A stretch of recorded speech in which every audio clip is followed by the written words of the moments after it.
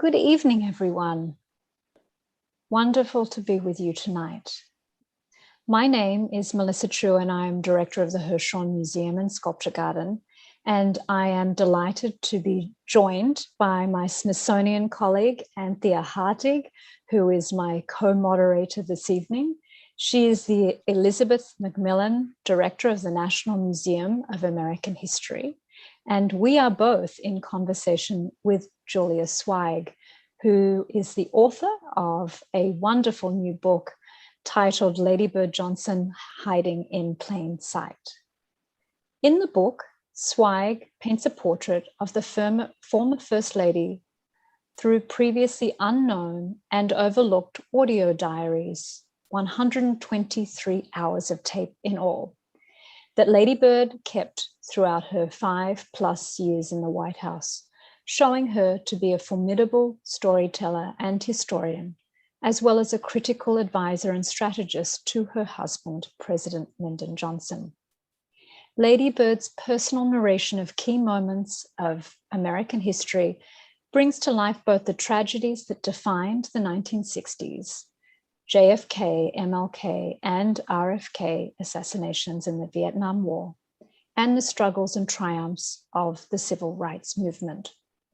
We'll also touch on some of the history of the Hirshhorn Museum and how Lady Bird Johnson's personal visits with Mr. Hirshhorn led to his ultimately bequeathing his comprehensive modern art holdings to the Smithsonian Institution. Tonight's program is a collaboration between the Hirshhorn Museum and Sculpture Garden and the National Museum of American History. The American History Museum is set to reopen on May 21st. So I encourage you all to go to americanhistory.si.edu to plan your visit. And there you'll find information about online resources and other kinds of virtual programming. The Hirshhorn Museum has our Sculpture Garden open, and we should be opening shortly. And now I'd like to formally introduce Dr. Julia Sweig, who's a scholar and author whose extensive short and long form covers the Cold War American foreign policy and diplomatic history in the Americas, especially Cuba.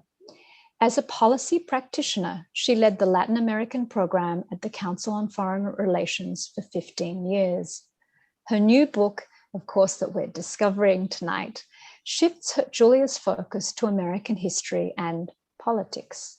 Moving into broadcast media, her ABC News podcast, In Plain Sight, Lady Bird Johnson, is an 8-episode immersive audio documentary. And we have the pleasure of being able to hear some of it this evening. And so thank you so much, Anthea and Julia, for joining me. Thank you to all of you. We will have time for questions towards the end of the program. And now I'm going to turn over to Anthea. Great. Thank you so much, my sister director, for that lovely introduction, and to your team and to my team, both at the Hirshhorn and the National Museum of American History, for all they did to bring us to this moment. I'm so grateful, Julia, to you for your scholarship, for your incredible work to resurrect really one I think of the most important and nuanced First Ladies, certainly of the modern times, bringing forth Claudia Alta Taylor Johnson to us all in your incredibly researched book. And especially with the grounding that Melissa gave us in her introduction, share with us why now, why bring forth this incredible bit of scholarship and this remarkable woman into the world. So why Lady Bird Johnson and why now? Well, thank you, Anthea, and thank you, Melissa, and thank you to your teams. I'm so excited to be here. It's just an honor, and especially to know that your museums are on the verge of opening. I feel like I'm part of the momentum, and that's just thrilling. So thank you too for having me and giving me this chance to speak with your members and everybody tuned in here tonight.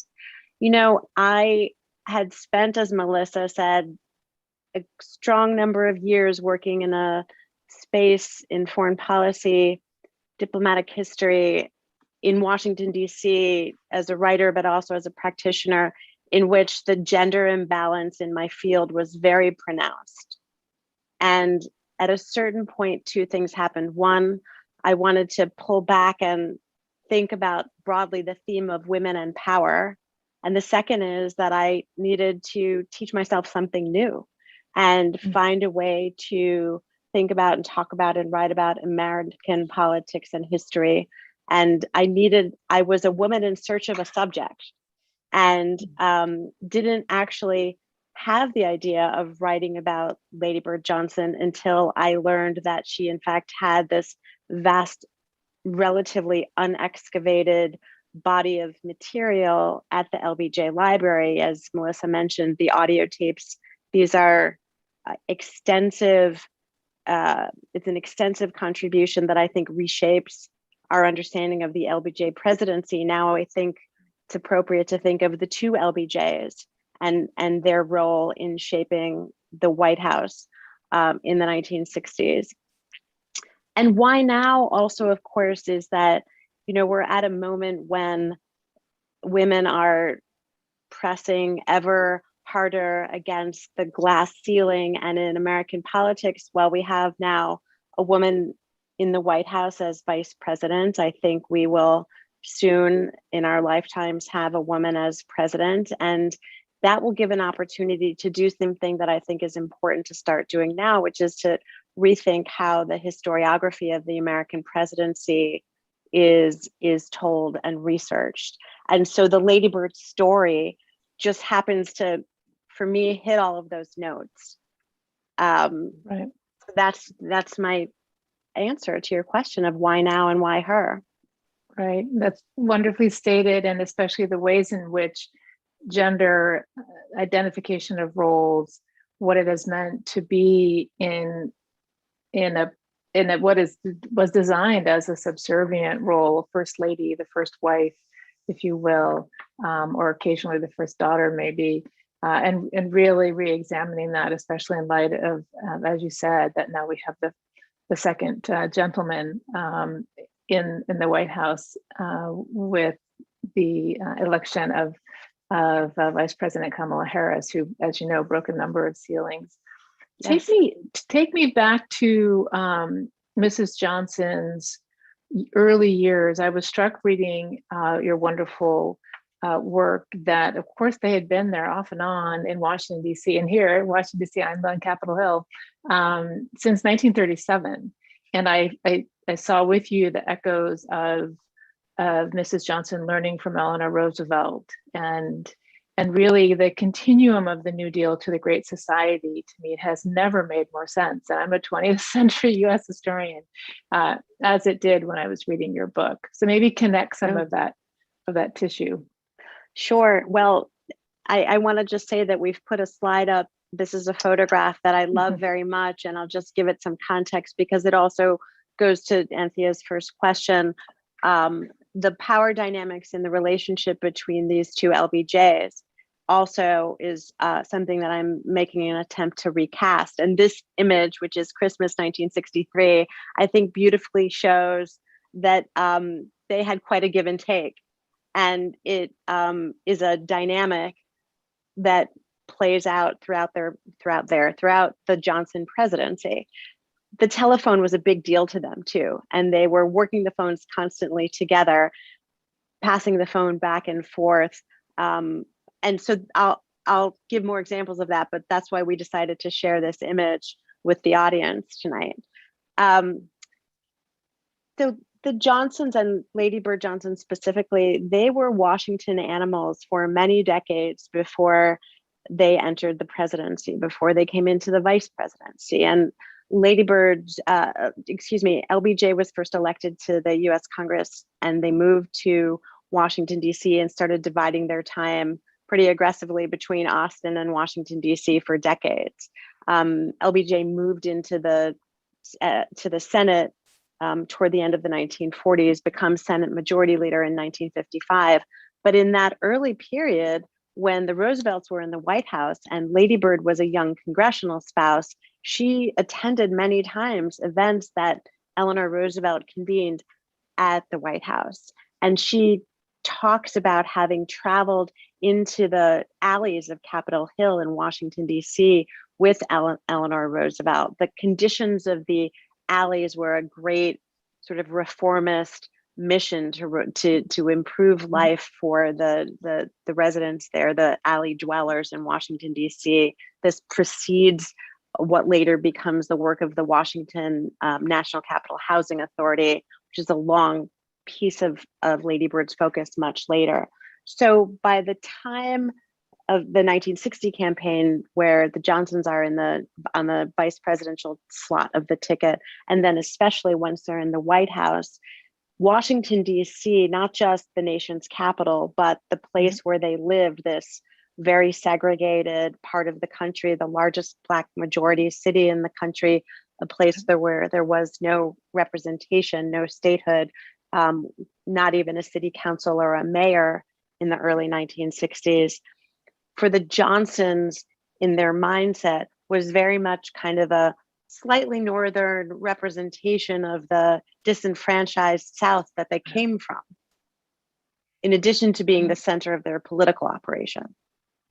Right. They so wonderfully, I think, understood that kind of inside-outside nature of Washington, that it is both a very vibrant, complicated, rich, and as you said, probably the one of the more northern southern towns, but you probably could include others in that, in terms of Baltimore.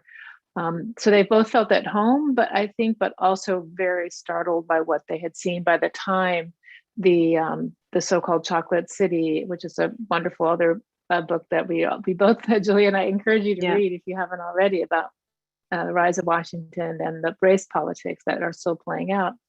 By the time she actually, I think, came into her own as the first lady, she was primed to think about the long trajectory, right, from L'Enfant to the City Beautiful movement, right, but to see what had been playing out in cities. And one of her first invitees to her luncheons was, of course, none other than Jane Jacobs, and she and others are truly starting to reimagine, I think, what not only beauty or beautification looks like, but also kind of, edging towards social justice through urban planning. And you're still smack in the middle of course, urban renewal, which is driving as, separating Washington and many other cities along color lines. So precisely. And the urban renewal programs in Washington, D.C. in the 40s and the 50s had raised a very big tract of Southwest Washington. And Lady Bird's, is associated with this concept of beautification. We think about the ornamental, the planting of the flowers, which of course in touristy and monumental Washington, D.C. is in full bloom right now. But what she was trying to do over the course of her time in the White House was to bring together what we think of as environmental justice with civil rights, and where access to nature was a responsibility of the federal government, but also a way to empower underserved communities in American cities that had been victimized disproportionately by urban renewal. Exactly, that's an important weave. Maybe one more question to tie our coasts together before we turn it over to you and Melissa to go into what would be one of the more important movements, is certainly in art history and modern art history, with the Hirshhorn and the Hirshhorn family. But you tell a great story of Mrs. Johnson going to California, and of course in a very complicated time. I mean, you so beautifully paint the clouds that hung over both of them, of course, with the assassination of President John F. Kennedy, but of course the conflict that Lyndon Baines Johnson inherited in Vietnam. So she goes to California and she seemingly meets everyone that's cool, hip, and fabulous certainly in the Bay Area, but also none other than Lawrence Larry Halprin. So maybe just kind of share a little bit about that story when they kind of come back and reconnect the coasts, if you will. Sure. I'm from California. I grew up partially there in the Bay Area and went to college out there. So of course excuse me. So little creature in the background. I really fell in love with the story of Lady Bird Johnson and Larry Halprin coming together. Halprin was a pretty successful landscape architect by the time she went to California in 1966. In September, and she went there to inaugurate the Point Reyes National Seashore and also to give a lift to Governor Brown and some of the state assemblymen who were running for election, Governor Brown running against an actor named Ronald Reagan. The Democrats were under assault, and Lady Bird was by then a very seasoned political surrogate, very sought after on the campaign trail. But she also was interested in shining a spotlight nationally on California's environmentalism, its development of an urban transportation network in San Francisco, the preservation of the coastal highway along Big Sur. But before she went, by then it's the fall of '66, American cities are starting to become quite explosive with what were referred to as riots, political uprisings in American cities peppering the summers. And so the White House and Lady Bird were starting to focus, by now 2 civil rights acts have passed, very much on conditions in American cities. And her beautification has come under increasing criticism. So she needs a creative partner, somebody that can help her think more systematically and holistically about how to bring access to nature into American cities in the more underserved parts of them. So she goes to San Francisco, and she goes to Ghirardelli Square, which Halprin had been one of the principal landscape architects in its development. She doesn't meet Halprin then, but she falls for his ability to transform what she calls a blighted part of the city into a vibrant, accessible place.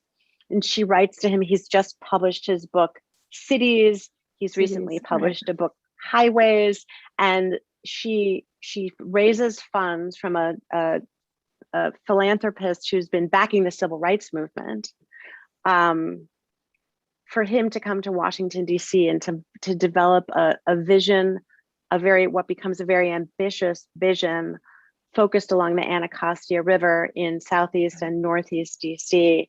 That Lady Bird backs totally. And so over the course of between 1966 and really the end of the Johnson presidency, the 2 of them work together, and the outcome of the story is somewhat consistent with the outcome of the LBJ presidency, which is that it ends and there's a lot of unfinished business, let's say.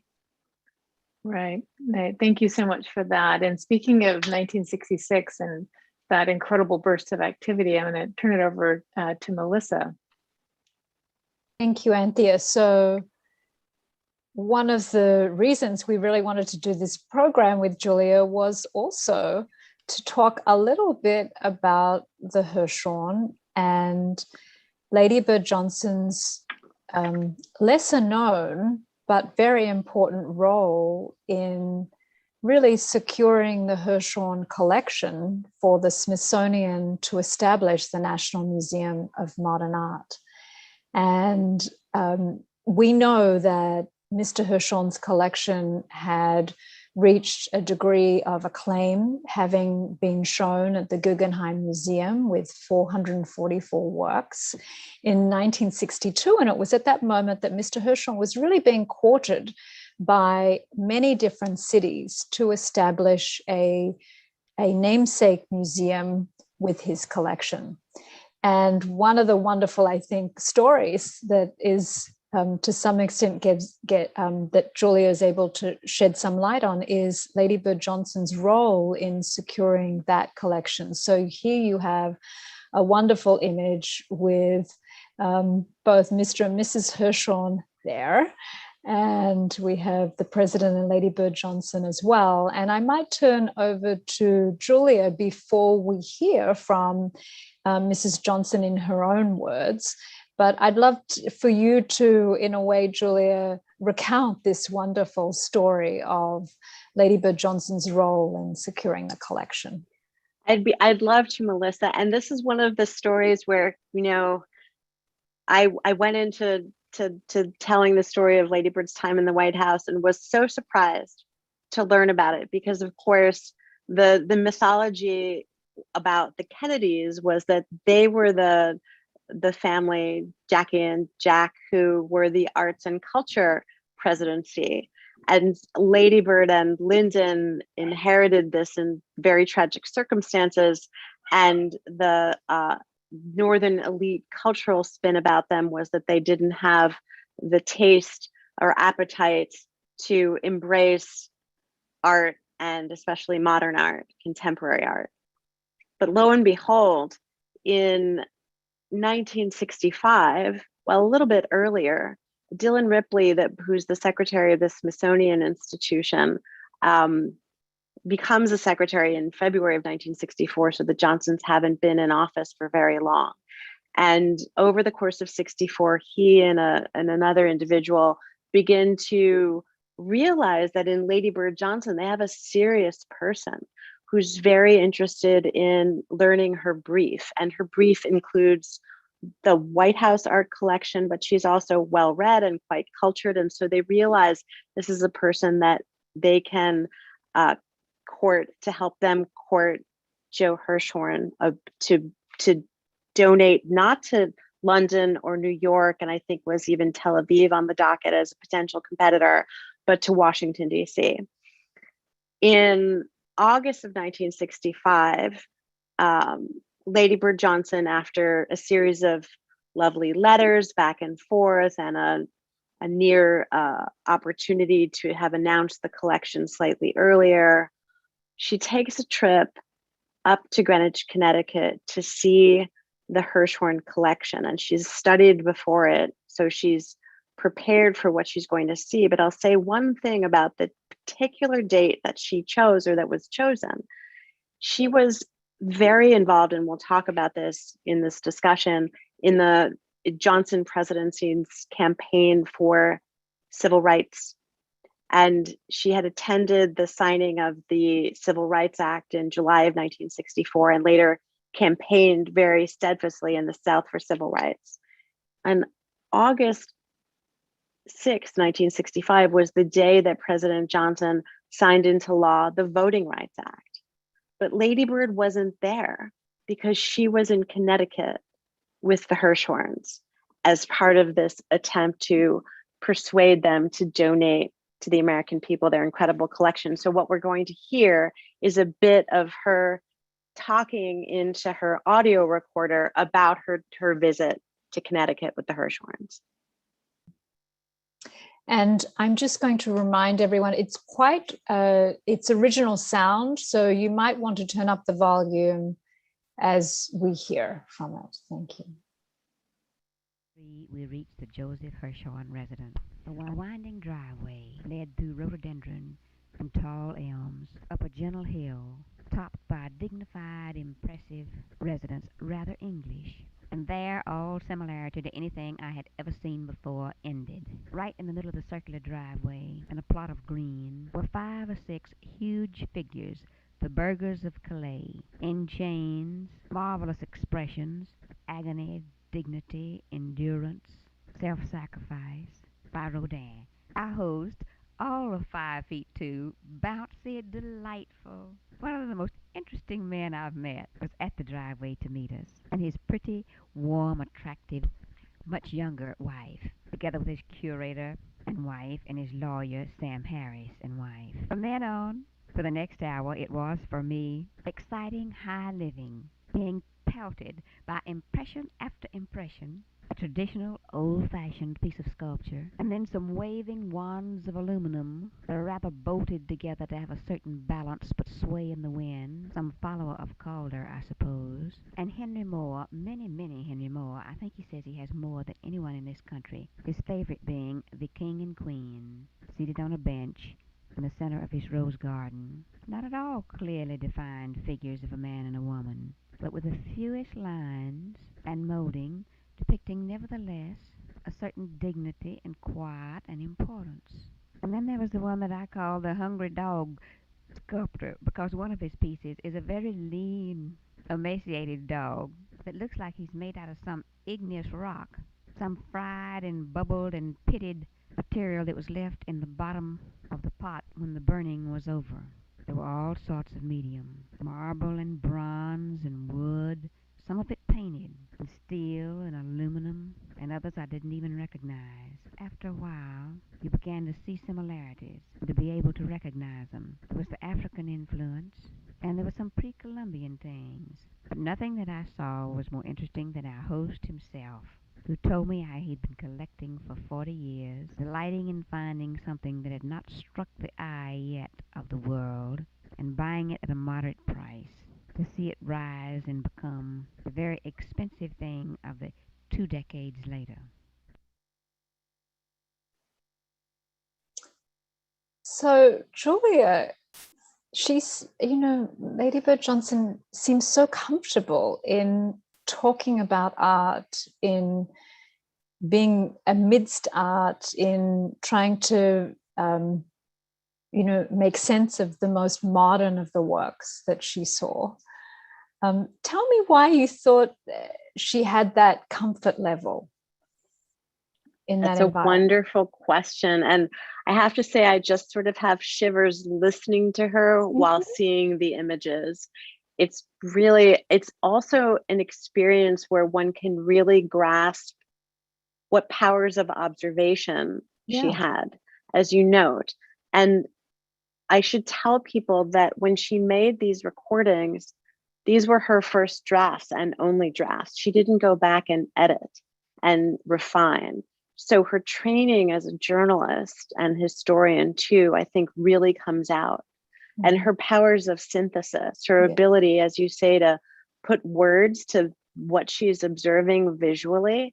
This is an incredible skill, and just having the combination, I think, is wonderful to grasp.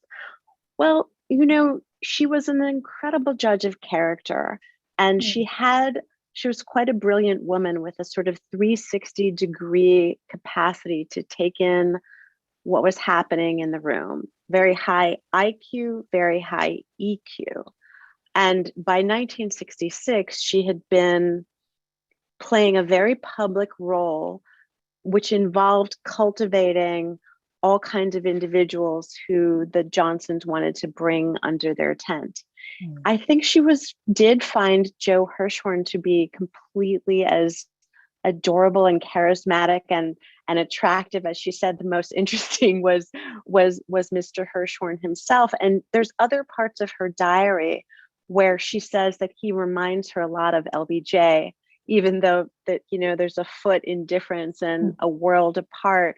Both of them started from nothing and had vision and ambition and built something out of nothing. And she really appreciated that in him. She talked about, and this goes back to that first image we saw, the Johnsons, she talked about how LBJ stretched her. That was her word. The same was true of she to him. So, but by 1966, they really knew how to, I think sometimes I credit Lady Bird Johnson with originating what we think of as the Johnson treatment, that ability to use charm and persuasion and to get the other person to think that your interests are shared by that other person. And that's clearly what was applied with this. Joe Hirshhorn that's a trait that's very feminized as well. Yes, it is. To be clear. Yes, it is. To be clear. And she was very good at it. She felt strangely at home by then with people that were not part of her world, but she was a cosmopolitan, well-traveled, well-read, and a person who studied her brief, and she prepared for this visit too. Yeah. So I think, Anthea, we had some other material that we wanted to share as well. Right. Thank you both so much. That was fascinating. And for me too, one of the unknown connective tissues, again, that kind of knit her time in the nation and also in Washington together at this very moment. About 2 years and 2 years before that, of course, the then called National Museum of History and Technology opened, and purportedly Mrs. Johnson gave the best tours of anyone in Washington of the new museum, of this big Smithsonian, which is now Natural History, as well as the brand new one. And they loved entertaining in the presidential suite, which was designed like the presidency, designed for President Kennedy, but really occupied by the Johnsons. So there's so much kind of overlap here that's just wonderful to know.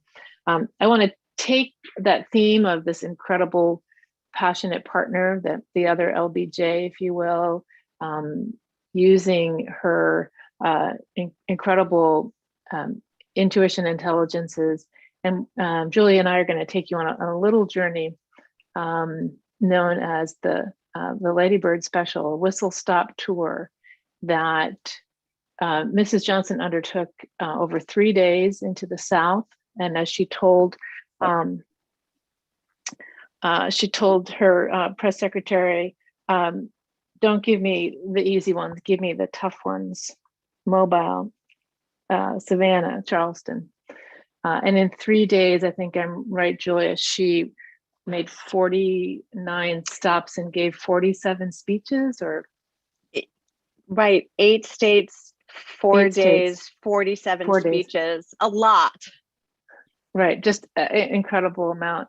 So we're going to play a bit from Julia's wonderful podcast. So you'll hear both her voice. You'll also hear now that you can recognize the unmistakable beauty of Mrs. Johnson's voice. And you'll also hear some music woven in. And then thanks to my wonderful curators, especially Lisa Kathleen Grady, we have some images from our collection of the Lady Bird Special in this tour.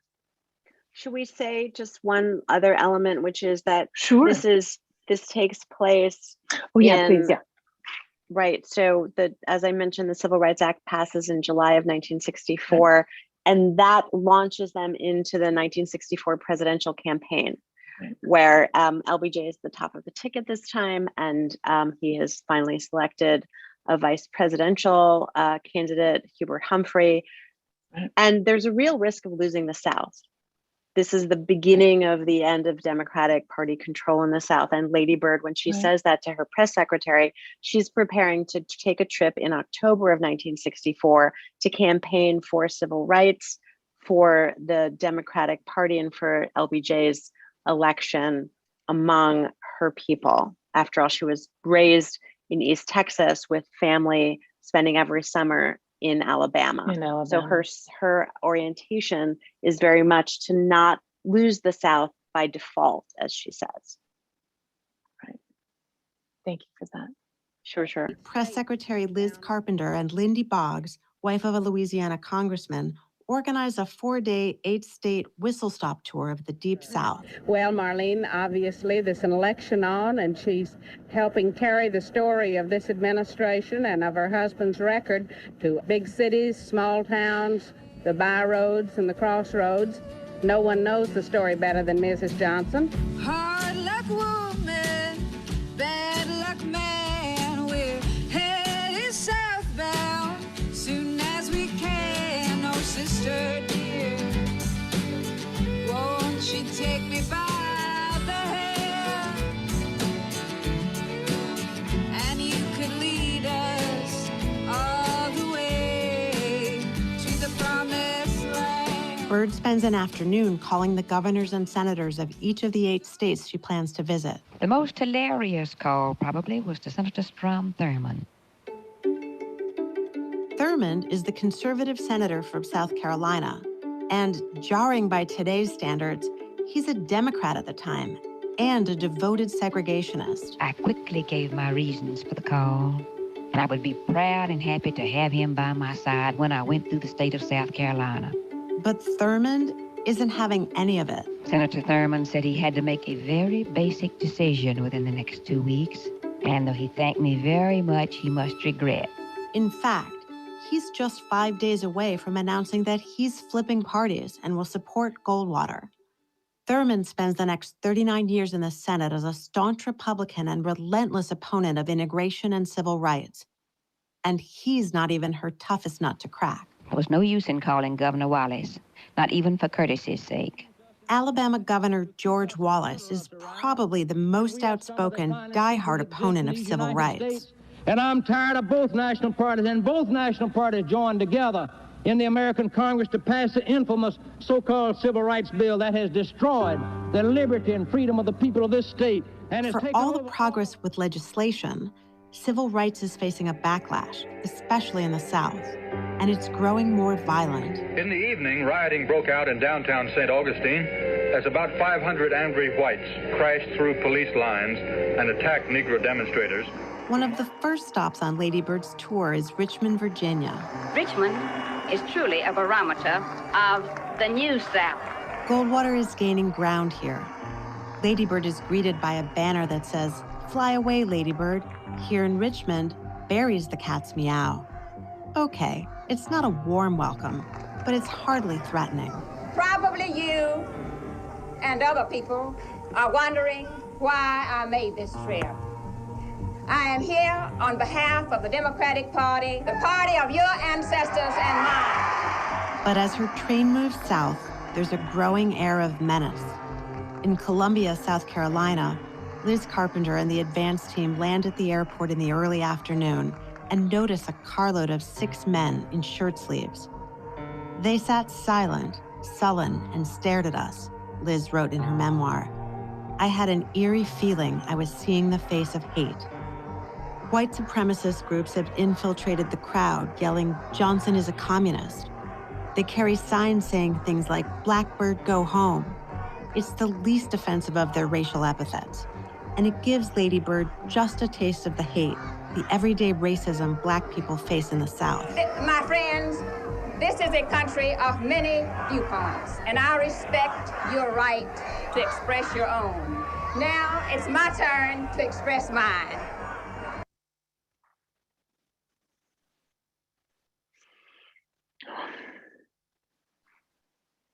It's unbelievable. It's 57 years ago. And yet it is so prescient and so close, especially as we continue nearly daily to see the ongoing, horrors of how white supremacy is enacted, especially in Black communities. So she,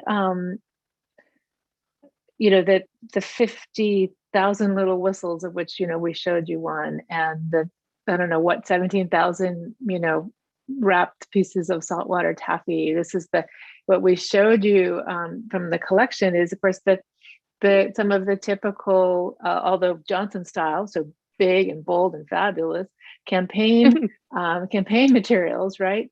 But underlying this, and she knows exactly what she's going there for. And the bravery in her willingness, and also that she went, right? And she did helped carry some of those states for President Johnson. But of course, Johnson, I think, was very cognizant of his concern of passing both the Civil Rights Act and then the next year, the Voting Rights Act would turn the South. So reflect with me on that incredible tour, and then that part of the presidency. Well, she is the first lady who traveled solo during a presidential campaign on behalf of her spouse.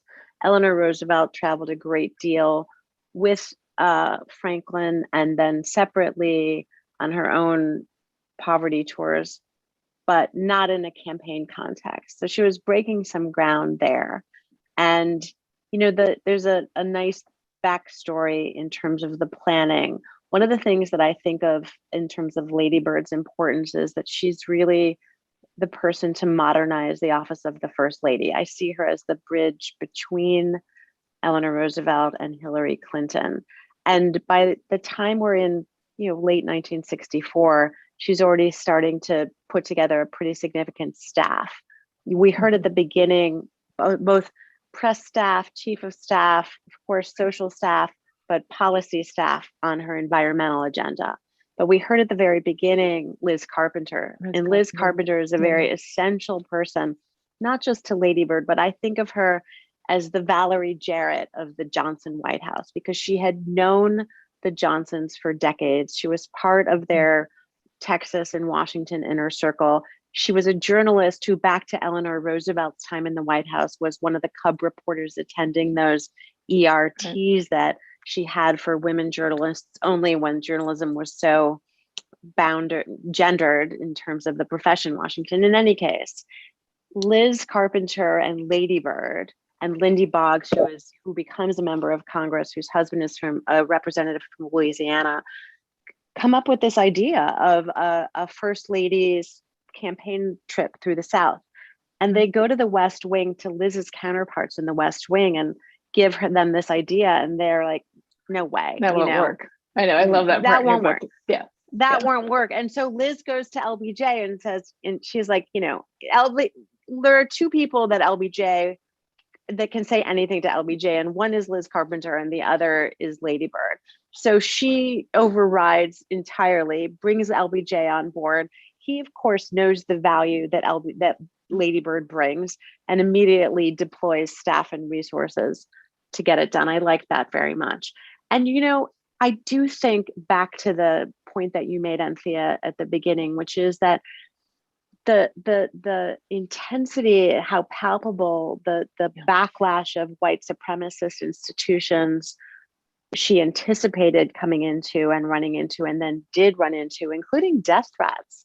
By the time she's crossing the border from Alabama to Florida, which is one of the most dangerous parts of the country, she receives a death threat, and the Secret Service has to kick in with helicopters and dogs and dummy boats to secure the area. She doesn't feel threatened at all. It isn't the first time will have a death threat, by the way, but it's a flavor of what Black Americans face every single day that she's well aware of, because she's grown up in it. She says at one point, not in this scene, but during Bloody Sunday and the weekend in March of '65 in Selma, Alabama, that what happened there happened on the Edmund Pettus Bridge, a bridge she had crossed hundreds of times because her family lived 20 miles from that very place.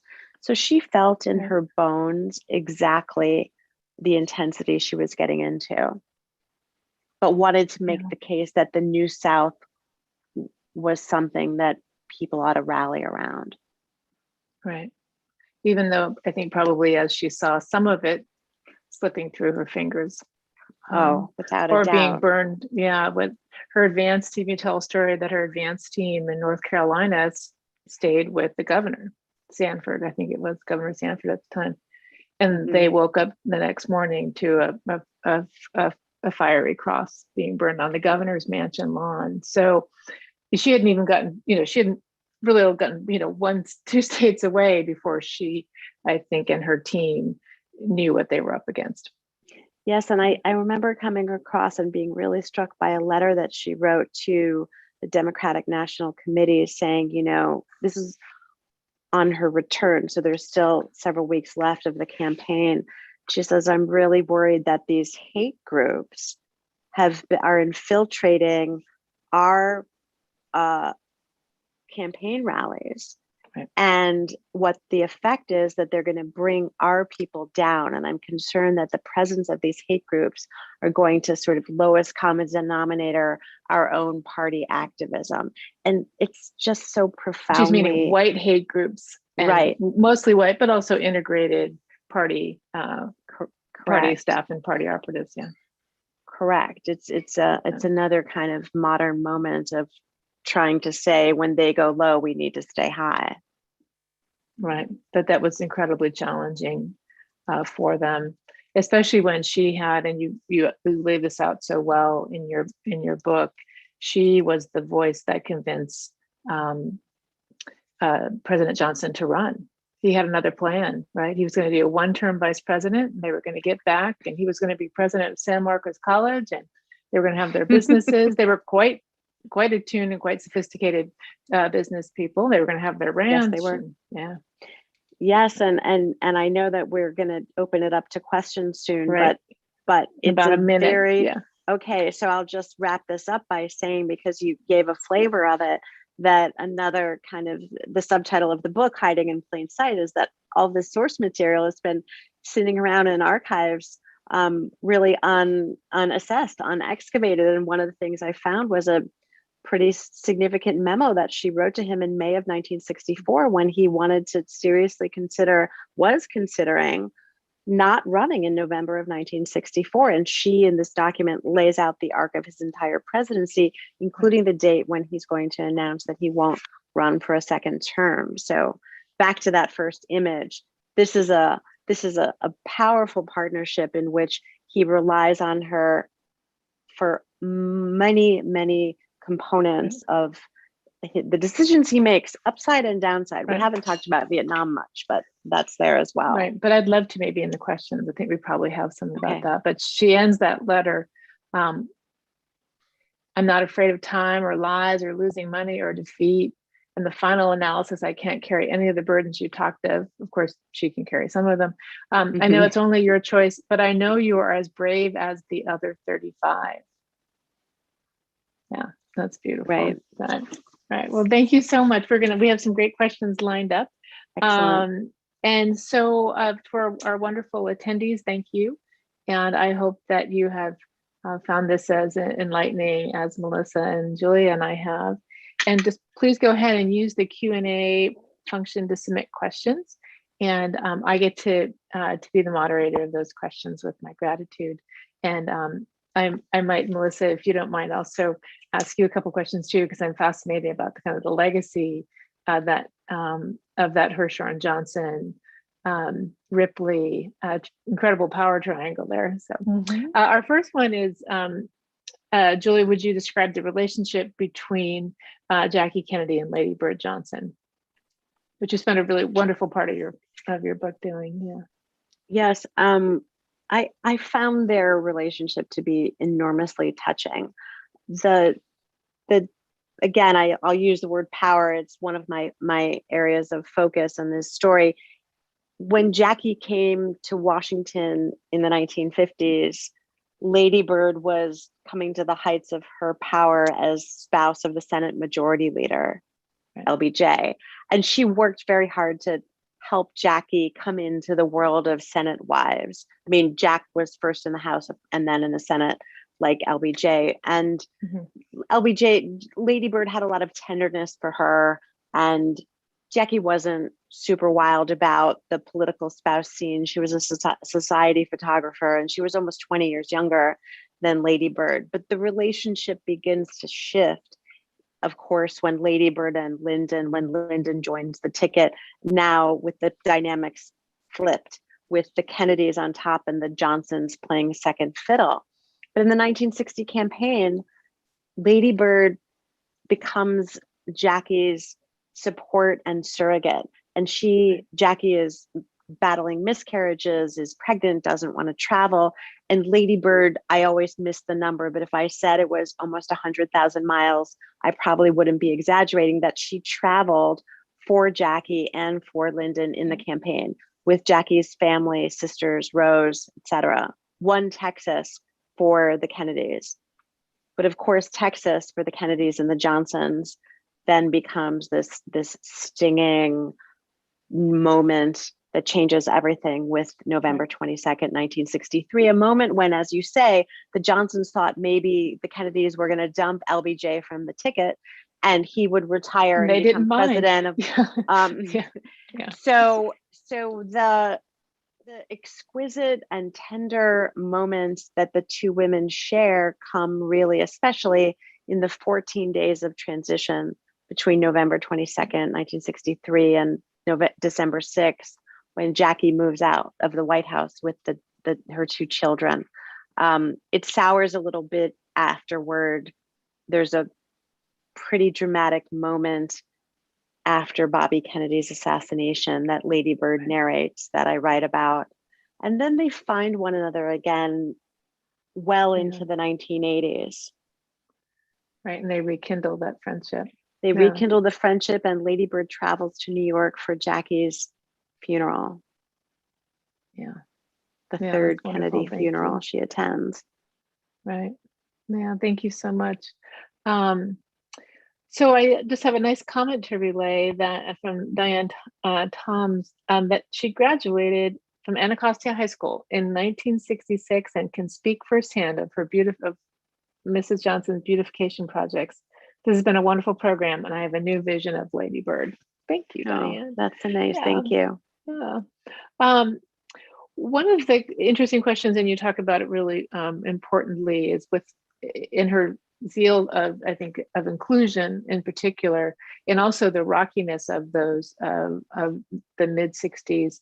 One of our attendees wants to know, Jane Gunnison wants to know about the incident with Eartha Kitt, which you write about really well at one of the lunches. Right. Thank you, Anthea.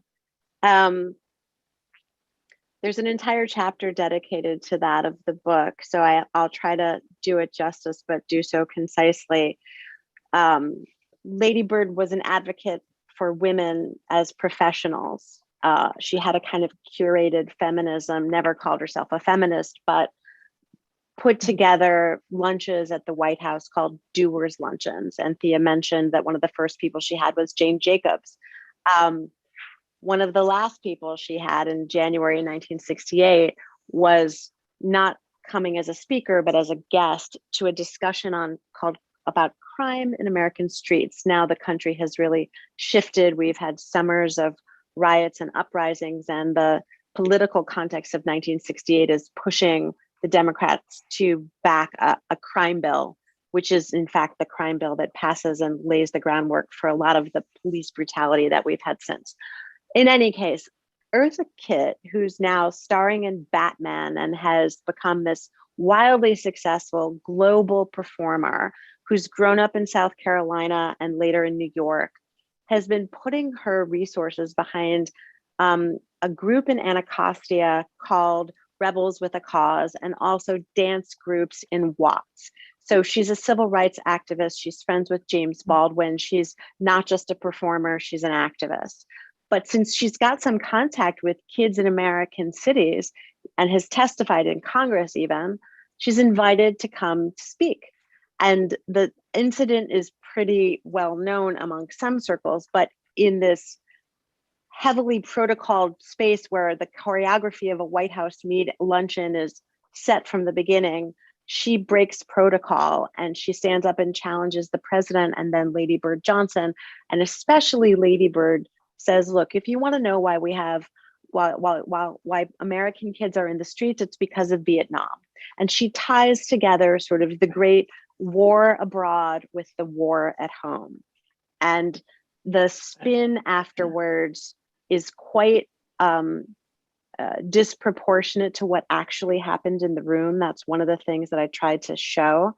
But also it's probably the nadir of Lady Bird Johnson's time in the White House, because she allows her staff, East Wing and West Wing, to really engage in quite an aggressive smear campaign against Eartha Kitt that destroys her career for a couple of decades. Right. Yeah. That's the story in essence. Yeah, thank you for that. It is a great chapter for those of you who haven't had a chance to read it yet. One of the questions that I think is telling, and I also I applaud you, like all good biographers, of embracing the difficult and the challenging moments of anyone, any humans, any one of us flawed humans. The question for Maureen Brown is, did Lady Bird urge LBJ to withdraw from Vietnam? Mystery, I can't, she writes at one point, and it's only 1966, that 2/3 of what she and LBJ talk about is Vietnam. Already in 66. Right, already. Or her evolution on Vietnam seems to track with his. And it's really not until the end of 1967 where her frame of reference shifts. And by the beginning of 1968, with the Tet Offensive and the policy review that comes in its wake, that's when LBJ's does too. Their daughters are also one married and one betrothed. Do we still use that word? Engaged to somebody who's going to, both of whom are going to deploy to Vietnam. And I think the family connection begins to shift the discussion, and her thinking at least. And Linda, her older daughter, starts bringing wounded service people to the White House to meet with her and with Lady Bird, and is communicating with letters back and forth with the wives of servicemen. And I think it's the family connection plus the sheer inability for her to get her environmental voice heard on American campuses and around the country that shifts it. But I don't think she would have flat out encouraged, it wouldn't be her style to say, Lyndon, I think you should withdraw from Vietnam. I don't think so, but I don't know. Yeah. So thank you for that answer. It's a great question. I think one of the things you do is show us kind of how intertwined all of their decisions became, if especially through the campaign season of this 64 presidential and the 66 midterm, there were all kinds of different pressures, right, on the social, racial, and then foreign and wartime strategies of Johnson, who's constantly calculating. Constantly calculating and aware from the beginning, from the get-go, that his domestic ambitions will very likely be derailed by Vietnam. He can't figure out how to resist the pressure, not just by hawks in the Congress, but by Kennedy's war council that he's kept on to escalate in Vietnam. The idea of betraying even a corrupt ally in Saigon for people that were Cold Warriors steeped in that period of American geopolitics was pretty anathema. There were some minority voices encouraging him to pull out, but not until the end of 67. Right. Yeah. And by that time, as you know, I think the president certainly felt that he was in a complete no-win situation. Tragic. Maybe we can end with a couple on the and some of your process. First one about Mrs. Johnson. I think I know the answer to this. How wonderful did Mrs. Johnson continue to record after her White House years? Not as far as I know. The recordings that I count as part of her White House years go through January 31st, 1969, after the Nixon inauguration back at the ranch. I don't know whether she recorded afterwards. Yeah, she's you could tell she was a history major. Yeah, she's a very cognizant recorder, documenter. Yeah. And then a little bit, maybe the last one on what led you to this research, and how did you find this treasure trove of material from Linda Strodman? Well, when I was a woman in search of a woman to write about, an acquaintance told me that Lady Bird had kept a diary, which I didn't know. And I spent about a year reading what was then just her published diary that in 1970 she published. It's a pretty big doorstop, but heavily redacted and quite incomplete against the vast material that then the LBJ library began to release. I mean, it was a really fortuitous coincidence that when I started digging in and going down to research there, that coincided with the library's decision to release the fully unredacted processed audio and transcripts. So it was a bit of luck. And then the sound of as you've heard of her voice is quite entrancing, and it really kept my attention. And then centering her inside of the LBJ presidency also was kept me really riveted for the bulk of the time doing this work. Right. Well, thank you for that. It also shows us the power of archives and the power of collections and the power of researchers who use them. With my gratitude, I'm going to turn it over for closing comments to my esteemed colleague, Melissa. Thank you, Anthea, and thank you, Julia, so much for being with us tonight. I feel like we learned a lot about Lady Bird Johnson, but much more about the 1960s. And I think it's very clear that there are some interesting parallels between what was going on then and what's going on now. So it's a case of history really helping us to understand the present. So I thank all of you for joining us, for spending your evening with us, and look forward to seeing some of you in real life in Washington at the Smithsonian Institution at our respective museums sometime. Thank you so much, and good night.